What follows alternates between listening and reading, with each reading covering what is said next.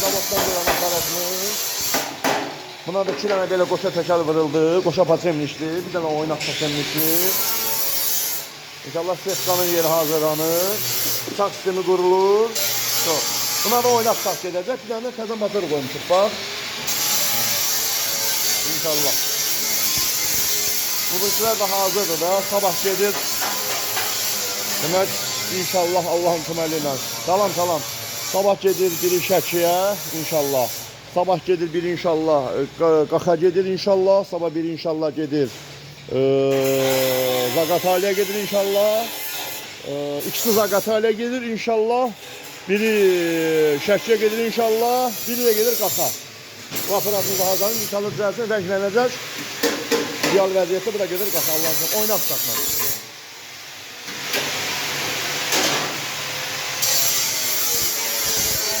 Motorlarımız da inşallah gəlib hamısı. Allah bərəkət versin. Allah pis gözlərdən qorusun. Allah bəd nəzərdən qorusun. Bax belə pakovkada mis sarğılı motorlar. Baxın. İskan ayarlıq sarxam. Pakovka. Baxın.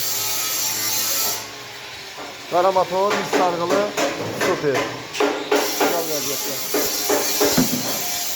Öpürük sizləri. Buradan mənə motor göndərən qardaşlara deyirəm, öpürəm sizləri, var olun.